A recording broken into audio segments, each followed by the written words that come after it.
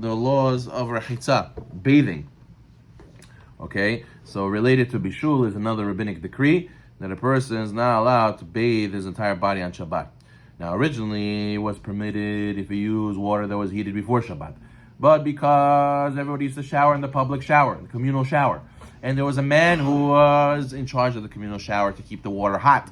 Since one day he forgot and it was Shabbat, everybody came to shower. So therefore, not to lose his job, he ended up heating the water on Shabbat. So to avoid all this issue that, God forbid, the banya man should not lose his job and break Shabbat, so therefore they made it that it is asur midrabanan to shower on Shabbat or bathe on Shabbat even with water that was heated before Shabbat. Okay, good. So therefore, all warm water is prohibited to use for bathing on Shabbat, even if it was heated before Shabbat. This prohibition extends to one who's bathing in his own house as well, even though that original decree was by the bathhouse, by the banya. Okay, number 2. There's no differentiation, page 4039. There's no differentiation between washing one's body when going to a pool, tub, or shower. 3. One may wash part of his body on Shabbat with water that was heated before Shabbat, as long as you do not wash most of your body. Okay, so let's say you want to wash one part of your body with water that was heated before Shabbat. That's allowed as long as up to half. You can't do more than half of your body. 4. One may not place his feet in hot water on Shabbat, even though his intention is to warm up and sweat. Okay, let's say you have dush shemesh. Dush shemesh, we said in Israel, they have these water heaters that are heated by the sun. Water that was heated, number 5, water that was heated up through the heat of the sun, known as dush shemesh, may be used on Shabbat to wash hands, feet, and face. But to take a shower, not allowed. Still, it's asur, even though it's heated up in a permitted way, it's not allowed to shower on Shabbat. Similarly, let's say somebody needs to wash dishes on Shabbat, he's allowed to use water, hot water from a dush shemesh.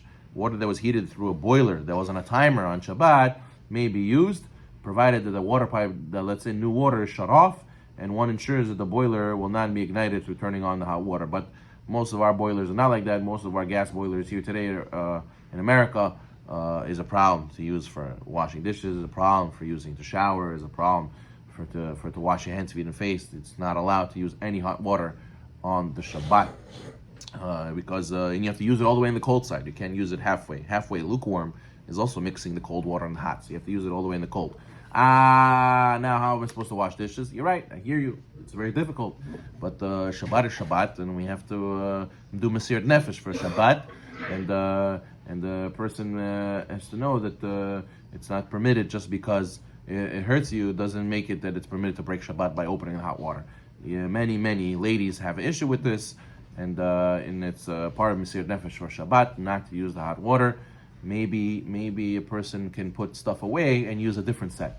Now, don't wash the dishes. It's better to maybe even use plastic. It's better to not break Shabbat and use a different set or plastic than to use glass, the same glass over and over again, and then break Shabbat each time by turning on hot water.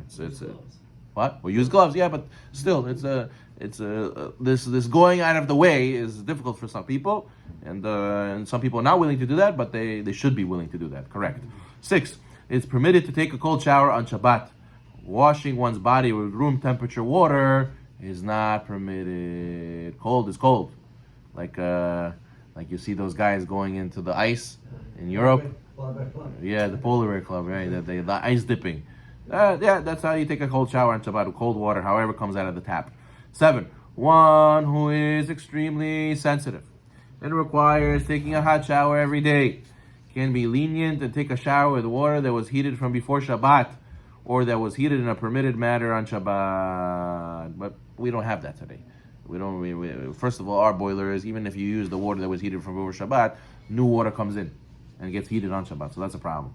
But let's say there's a way that you had storage in a tank that's going to have hot water and not new water is going to come in and you're just going to deplete it and it's going to be over. Technically, someone who's very sensitive will be able to do that. Number 8, to the bottom, the end of 7. One may also bathe a child who needs to be bathed on Shabbat with such water. So a person who's a child, he's allowed to be, if you have hot water set aside from before and no new water is going to come in, you'll be allowed to bathe the child. Number 8, there are several other issues one must be concerned when taking a shower on Shabbat. A, one must be very careful not to squeeze his hair. B, one may not use a washcloth or a sponge while he's showering because those are squeezing. And he has to use a large towel when he dries himself because otherwise the small towel will be soaked, and you can't handle a soaked towel on Shabbat. C, shampoo may not be lathered into one's hair, because you're squeezing for sure.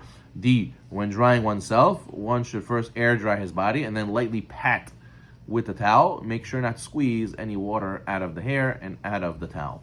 E, one should not use bar soap. Rather, you should use a runny liquid soap. Going to the mikveh. 9. A lady who needs to go to the mikveh Friday night and the mikveh water is warm should preferably immerse in the mikveh during ben hashmashot, right? Since there's a decree not to bathe in hot water on Shabbat, so therefore they should go during sunset, after sunset, before tzet kochavim. That's called twilight time. During twilight time, all the derabanans are more lenient, and for the sake of mitzvah, we could be lenient with her to allow her to dip in hot water. Warm water, even water. If this is not possible, she may immerse in the hot water in the mikveh on Friday night. Some opinions say that by mikveh, this decree doesn't apply. That you're allowed to go in hot mikveh on Shabbat. We don't follow this opinion preferably, but if there's no choice for the lady to dip in the mikveh, we allow her. But preferably she should go ben hashmashot. What about a man? 10. A man may immerse in the mikveh on Shabbat only in cold water. Warm water, or even water that's room temperature, may not be used. So the mikveh has to be, the heater has to be shut off before Shabbat, or has to be adjusted that the heater should only make it that it's it's considered halachically cold. It cannot be hot, right? And room temperature water also may not be used. So therefore it has to be mamash cold. 11. Even though it is permitted to wash in cold water, it is customary to refrain from bathing in a body of water such as a lake or an ocean. 12. One may put a hot water bottle on his stomach or in his bed on Shabbat in order to keep warm. That's not a problem. Okay, we'll stop over here. We'll pick up next time with Kivisha.